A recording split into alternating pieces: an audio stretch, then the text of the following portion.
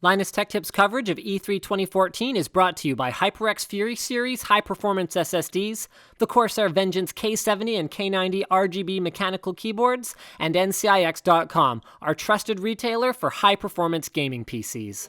Every once in a while I get a question from one of you guys asking me where you can get a wireless mechanical keyboard, and I can never usually properly answer because most of the places that I know of are always out of stock.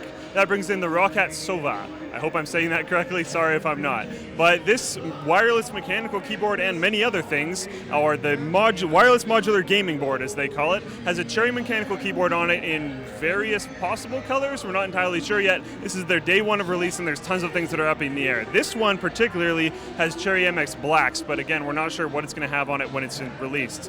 On the left side here, you can see there's two full-size USB-A ports and one micro B. These are for, the micro B's for charging the wireless modular board, and the two A-size ports are for one, having a mouse on this board, which you can have any mouse you want, that'll come in later though, and possibly charging another device. This board has a very interesting feature where you can see I can slide the mouse pad back and forth, but then the rail goes even further. It goes above where the keyboard is right here. You might be wondering why. Well, hopefully later on, not entirely sure, you'll be able to attach your own things here, like maybe a mount for your phone or tablet, because this device can be used on Android phones and Windows Mobile OS, which is actually fairly interesting. But also, he was talking to me, you can 3D print whatever the heck you want and put a rail on here if you want. So you could 3D print a cup holder and have a cup holder on your keyboard, because why not? 3D printing. That's basically all he had to say about that.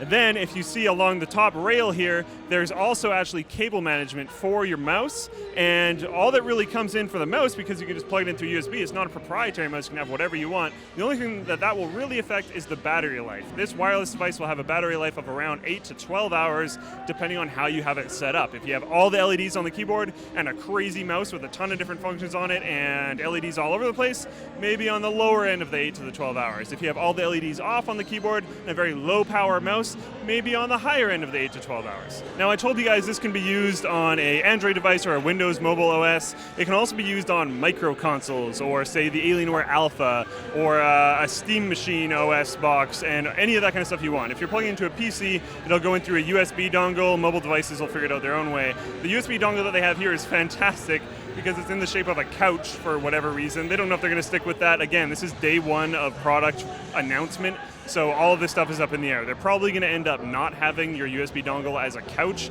but who knows. They're saying their wireless connectivity standard is a patent pending, as far as I can tell, super secret, because they won't tell me much about it, 1000 hertz polling rate, 5 meter standard. So you can be 5 meters away from the dongle or device. It has 1000 hertz polling rate. That's really all they're telling me about it.